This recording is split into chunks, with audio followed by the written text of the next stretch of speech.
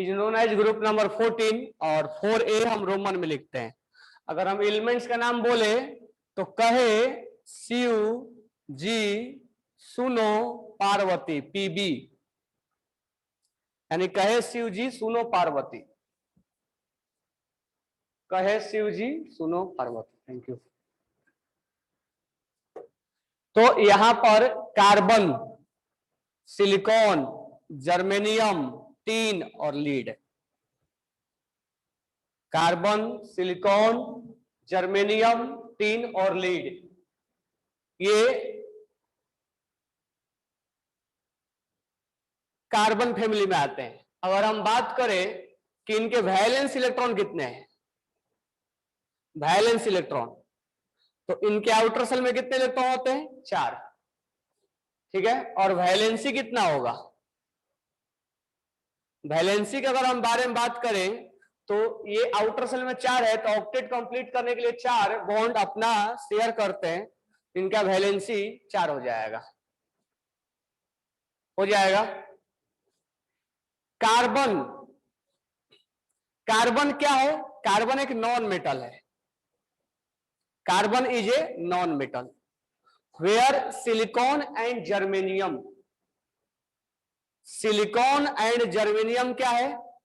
Silicon and germanium is a semiconductor, मालूम होगा।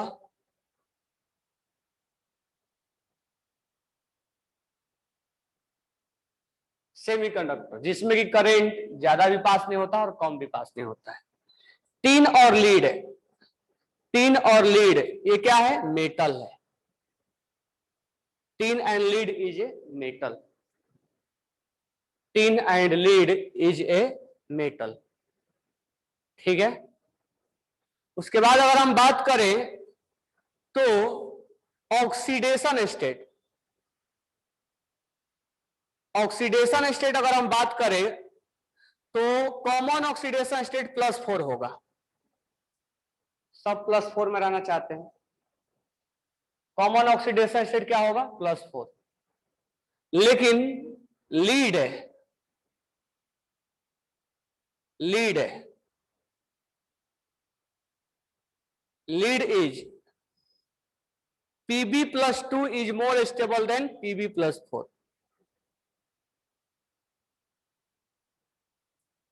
Pb+2 is more stable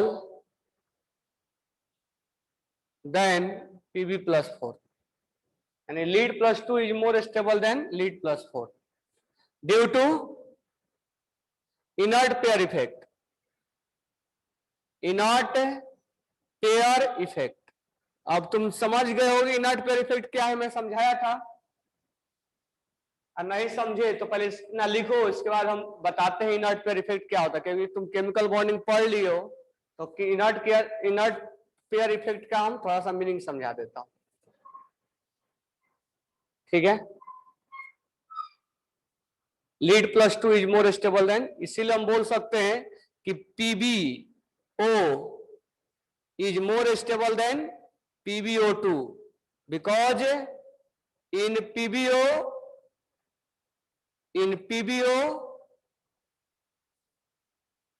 lead is +2 oxidation state and in PbO2 lead is +4 oxidation state. That's why in PbO it will be more stable. ठीक है, ये तो हमने generalise बातें किया और थोड़ा सा हम यहां पर बातें कर लेते हैं जनरल कॉन्फ़िगरेशन का। जनरल कॉन्फ़िगरेशन ये सब तो हमने पीरियोडिक टेबल में पढ़ लिया। General configuration NH2 NP2 where N belongs to 2 to 7।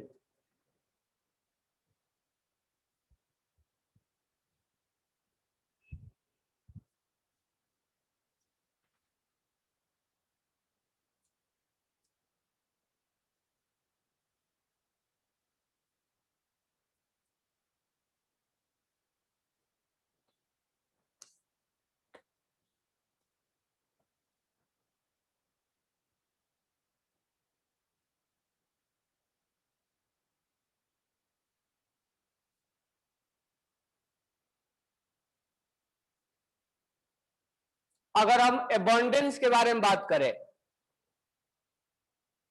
Abundance यानी इस फैमिली में सबसे ज्यादा कौन सा एलिमेंट मोस्ट अबंडेंट है, तो हमारा आंसर होगा silicon, then carbon, then tin, then lead, और सबसे कम अबंडेंस जर्मेनियम का होता है।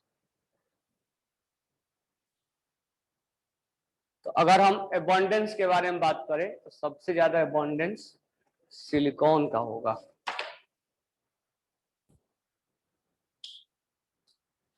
Most abundant is silicon.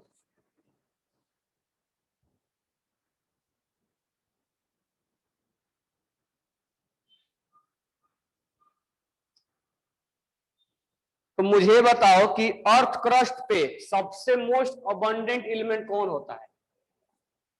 Earth crust पर मोस्ट अबंडेंट एलिमेंट कौन होता है? Which one is most abundant element on earth crust?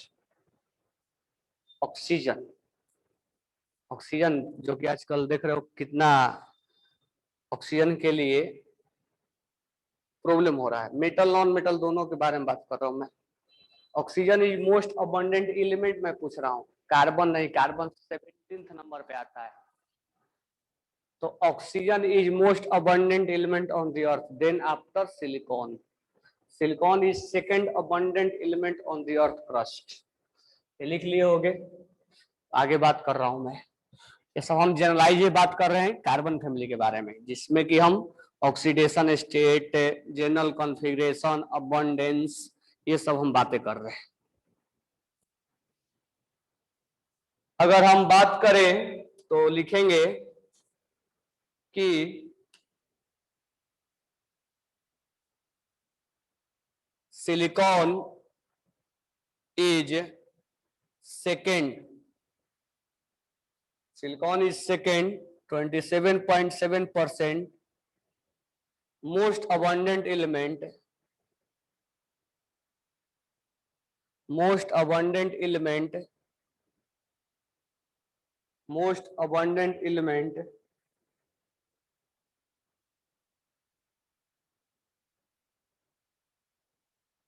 by mass in the earth crust. Silicon is second most abundant element by mass in the earth crust.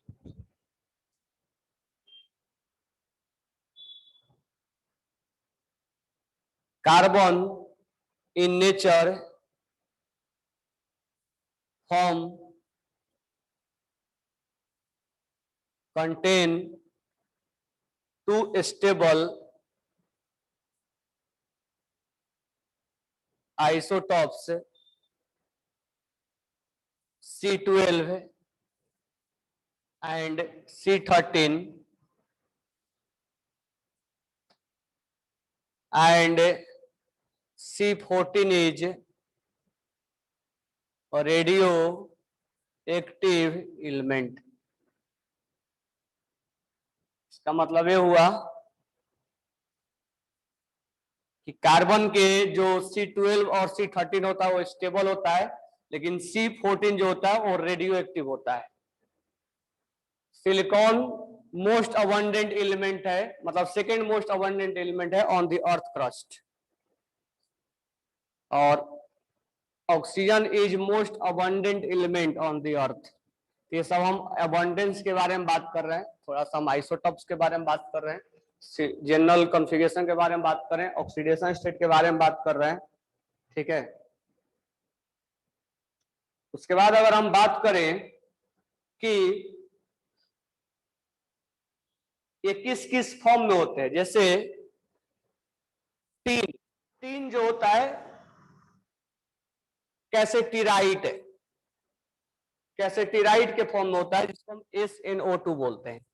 यानी तुम सुनो भी होगा कि ये टीन का मिनरल्स का नाम है कैसेटेराइट, SnO2। गैलेना यानी PbS, लीड जो है वो PbS गैलेना के फॉर्म में मिलता है। उसके बाद है सिंदूर, एक चुटकी सिंदूर की कीमत वही है सिंदूर, PB3O4। उसके बाद है केरुसाइट, केरुसाइट बोलेंगे PbCO3। उसके बाद है एंजेलिसाइट, PbSO4।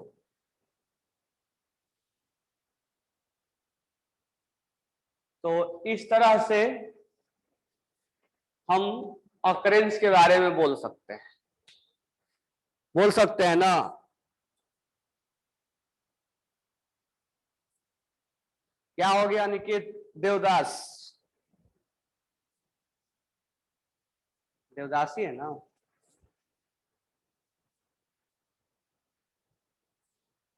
ये हटा दो तो देवदासी बन जाओगे। तो silicon is second most abundant element on the earth. Carbon in A nature form contain 2 stable isotopes C12 and C13। C14 stable नहीं होता है, वो रेडियो एक्टिव होता है।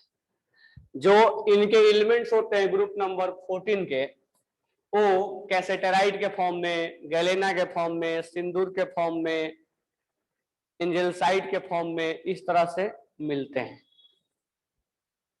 ठीक है, तो ये तो हमारा हुआ एक जनरलाइज इंट्रोडक्शन कार्बन फैमिली के बारे में।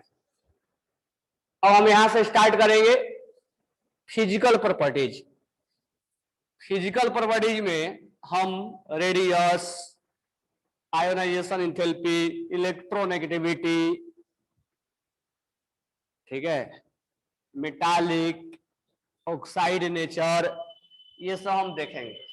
तो जो हमने ग्रुप नंबर 13 में पढ़ाया था वही वाला है, थोड़ा सा एक्सेप्शन वगैरह आएगा उसको हम देखेंगे। तो यहां सब हेडिंग डालना फिजिकल प्रॉपर्टीज। फिजिकल प्रॉपर्टीज, तो हम पहला बात करेंगे रेडियस का। पहला है कोवैलेंट रेडियस। कोवैलेंट रेडियस, इसमें हम लिखेंगे covalent radius increase considerably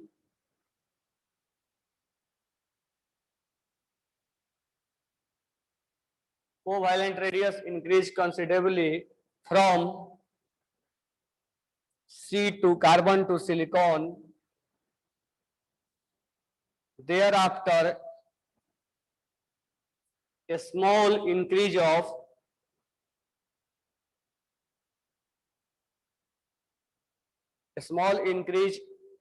is observed. A small increase is observed up to PB due to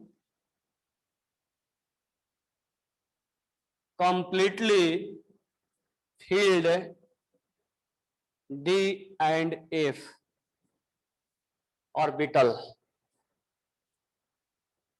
कह रहा है कि कहे शिव जी सुनो पार्वती, कह रहा है कि covalent radius no doubt increase तो होगा।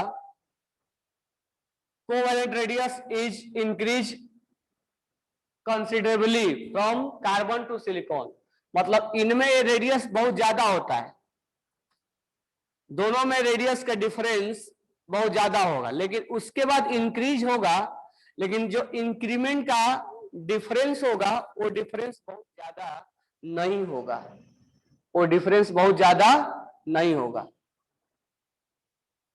वो डिफरेंस बहुत ज्यादा नहीं होगा।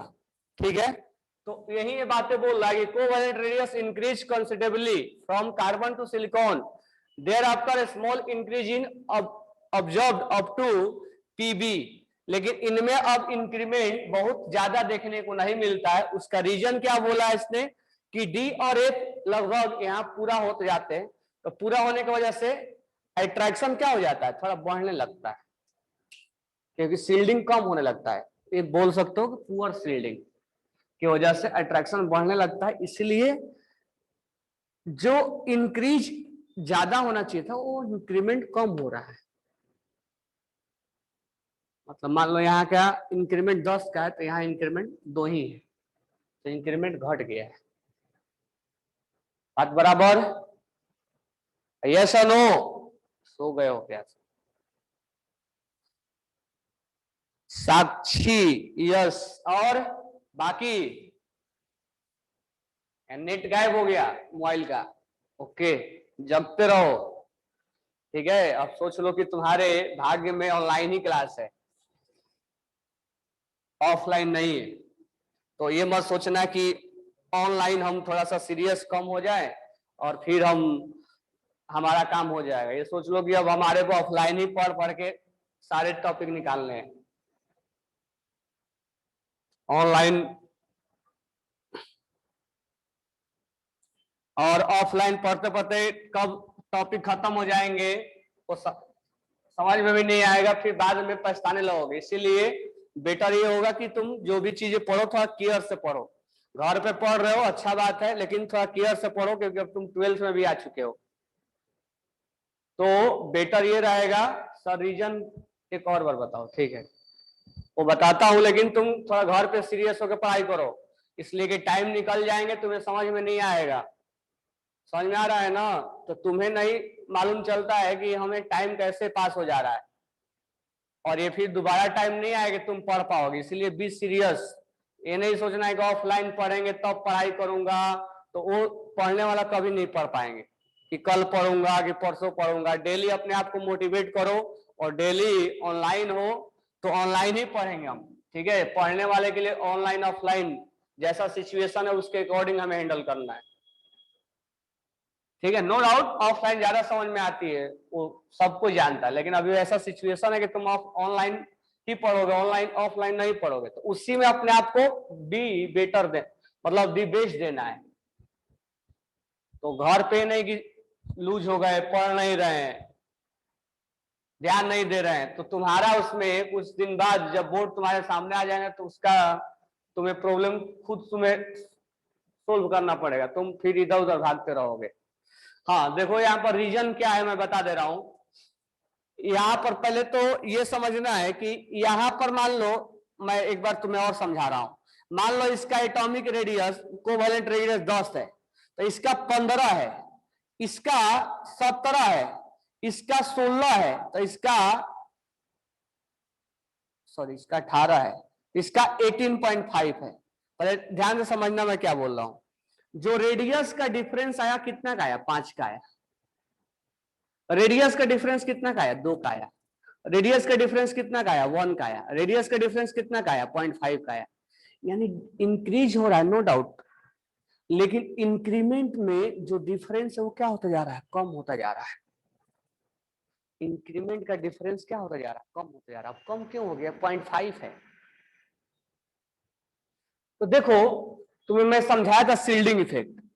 पी में क्या है, पी में 4F पूरा भरा रहता है पीबी में, और 4F भरने की वजह से ये इस न्यूक्लियस को अच्छे से सील्ड नहीं कर पाता है, क्योंकि इसका नेचर क्या है, दूर दूर फैल कर रहना। तो इस इलेक्ट्रॉन्स को ये खींचने में थोड़ा सा आसान हो जाता है इसको। तो due to poor shielding effect of 4F, ये अच्छे से न्यूक्लियस को घेर नहीं पाता है, और नहीं घेरता है तो ये इसको आसानी से इसको खींचता है। तो खींचता है, लेकिन खींचता है तो इसका मतलब नहीं कि इससे छोटा कर दिया, थोड़ा सा इसके रेडियस के पास ले आया है।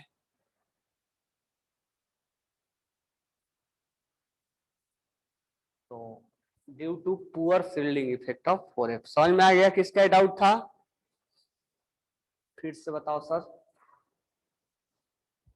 ये बातें क्लियर हो गई? अरे हाँ या ना? चलो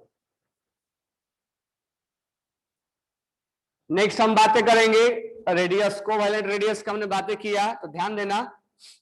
तो no doubt top to bottom radius बढ़ेगा, लेकिन रेडियस जो इंक्रीज होगा उनका डिफरेंस कम होता जाएगा।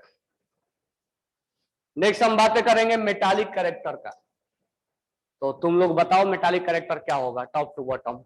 Second one is metallic character. Metallic character, metallic character top to bottom metallic character, metal होने की प्रॉपर्टीज क्या होगी? बिल्कुल सही है, बहुत जनों ने बताया है। राहुल महाजन, साक्षी, सृष्टि, जो भी नाम ले लो, मानसी चौहान, सब है इसके अंदर।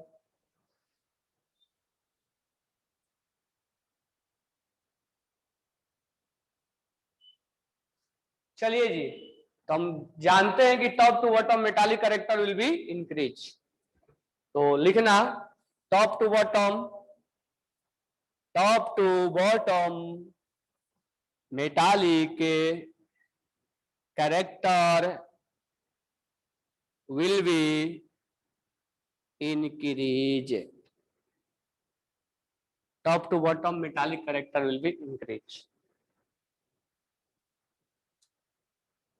कहे शिव जी सुनो पार्वती, कहे शिव जी सुनो Parvati.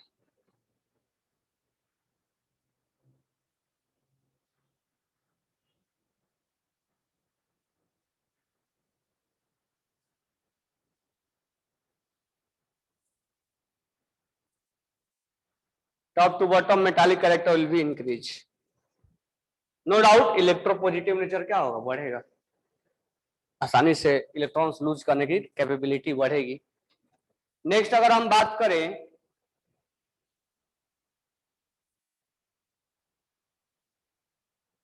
Melting point, melting point, melting point. Next अगर हम बात करें मेल्टिंग पॉइंट, तो मेल्टिंग पॉइंट सबसे ज्यादा होता है कार्बन का, देन सिलिकॉन का, देन जर्मेनियम का, देन लीड का। सबसे कम मेल्टिंग पॉइंट होता है टीन का, यानी टीन जो है वो लीड से भी कम मेल्टिंग पॉइंट होता है। ये सीक्वेंस याद रखने का। कार्बन का मेल्टिंग पॉइंट सबसे ज्यादा होता है, melting point of carbon is more than silicon, silicon is more than germanium, germanium is more than lead, and after that tin, after that tin. उसके बाद हम बात करेंगे डेंसिटी का, डेंसिटी का। अगर हम डेंसिटी के बारे में बात करें तो सबसे ज्यादा डेंसिटी लीड का होता है, फिर टीन का, फिर जर्मेनियम का। लेकिन एक एक्सेप्शन है, कार्बन का डेंसिटी ज्यादा होता है। देखो अगर हम टॉप टू बॉटम बात करें तो मास बढ़ेगा, मास इंक्रीज होगा, तो मास बढ़ेगा तो डेंसिटी बढ़ेगा। तो सबसे ज्यादा डेंसिटी किसका होना चाहिए? लीड का, और लीड का होता भी है। उसके बाद टीन का होना चाहिए, होता भी है। जर्मेनियम का होता है, होना चाहिए। लेकिन यहां पर सिलिकॉन और कार्बन में एक्सेप्शन आ गया है, कार्बन का ज्यादा हो जाएगा और सिलिकॉन का कम हो जाएगा।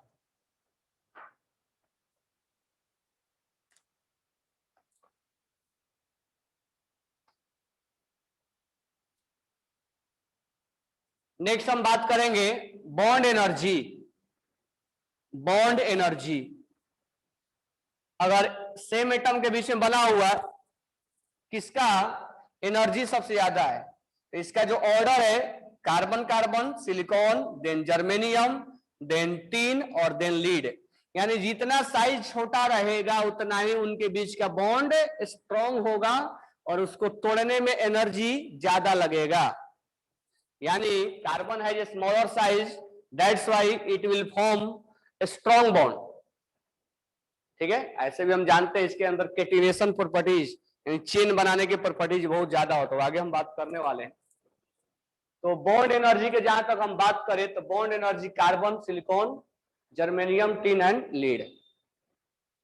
ठीक है, तो यहां तक तो हमें क्या क्या पॉइंट याद रखना होगा इसमें? तो टॉप टू बॉटम रेडियस बढ़ता है, लेकिन एक इसमें क्वेश्चन एडिशनल कर देगा कि जो रेडियस बढ़ने का डिफरेंस है वो कम क्यों होता जा रहा है, तो हम पुअर शील्डिंग इफेक्ट बोल देंगे। मेल्टिंग पॉइंट में एक एक्सेप्शन है टीन और लीड में, तो यहां राउंड करके स्टार लगा लेना। टीन का कम होगा और लीड का ज्यादा होगा। डेंसिटी में एक एक्सेप्शन है, होना चाहिए था सिलिकॉन का, होता है कार्बन का, ठीक है।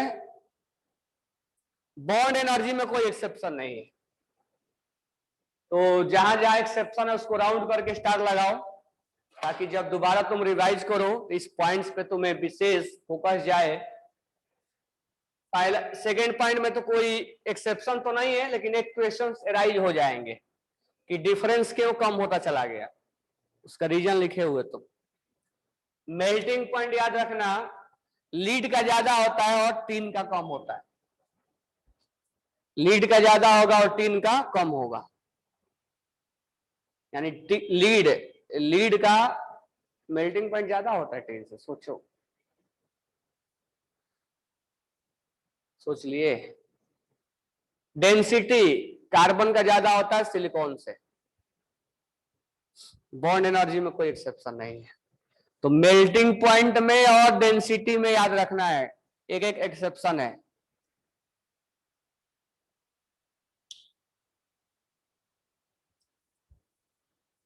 सबने लिख लिया?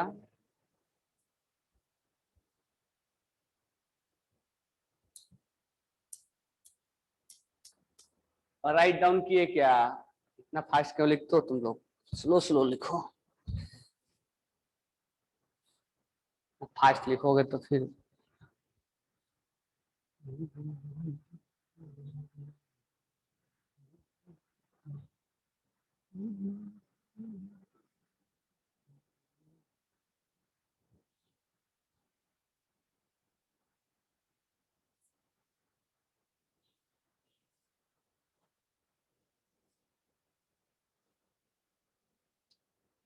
नेक्स्ट हम बात करेंगे आयोनाइजेशन पोटेंशियल का।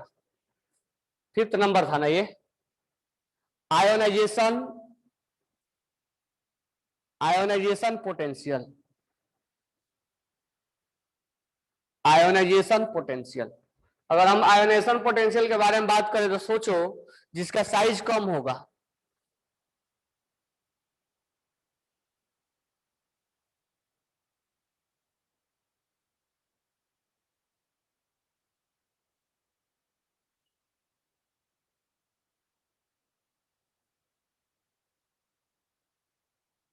साक्षी, हाँ वो भी होता है, पर उसको हम नाम अभी नहीं लेते हैं, 7th पीरियड का हम नाम नहीं लेते हैं, ठीक है।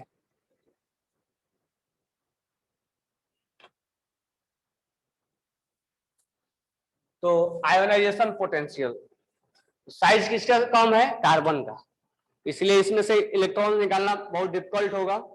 Carbon, silicon, germanium. एक यहां पर एक्सेप्शन, लीड, देन टीन। अब इसका तुम रीजन हम दे सकते हैं कि लीड में 4F पूरा भरा रहता है, 4F पूरा भरा रहता है, पुअर शील्डिंग इफेक्ट होता है, poor shielding effect. Poor shielding effect की वजह से वो घेर नहीं पाता है, इसलिए उसके अंदर इलेक्ट्रॉन्स खींच के रखता हो, इसलिए इलेक्ट्रॉन निकालना डिफिकल्ट हो जाता है। तो here is one exception, ionisation potential. Ionization potential में एक पॉइंट्स को ध्यान रखना है, टीन और लीड में, और कोई पॉइंट्स को ध्यान नहीं, जहां जहां एक्सेप्शन है उसको ध्यान में ही रखना है, ठीक है।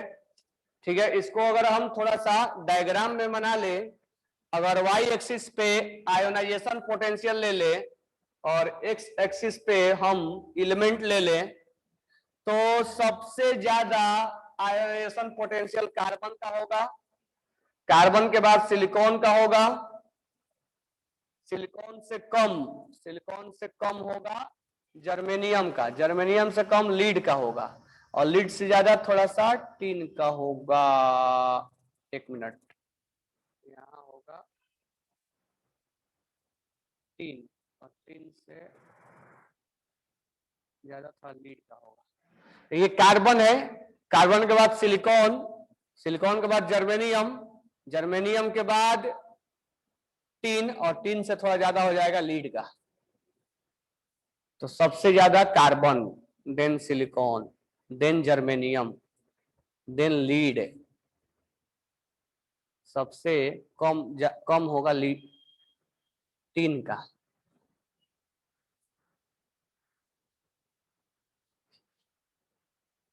लीड का थोड़ा सा लास्ट में बढ़ जाता है।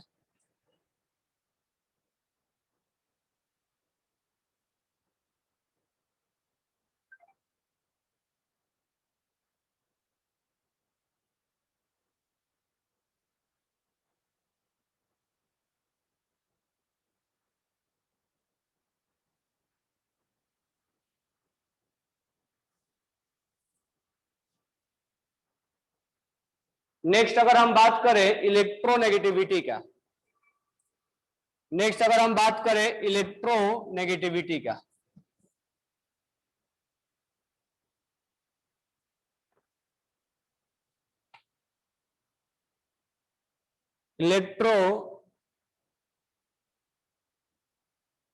इलेक्ट्रोनेगेटिविटी का, तो अगर हम इलेक्ट्रोनेगेटिविटी के बारे में बात करें तो कार्बन का होता है 2.5, सिलिकॉन जर्मेनियम, सिलिकॉन जर्मेनियम और टीन का इक्वल होता है और ये होता है 1.8 और लीड का होता है 1.9। तो ये डेटा के साथ याद रखोगे, यानी कार्बन का सबसे ज्यादा, सिलिकॉन जर्मेनियम और टीन का इक्वल और इनसे भी ज्यादा हो जाता है लीड का 1.9 और इसका होता है 1.8।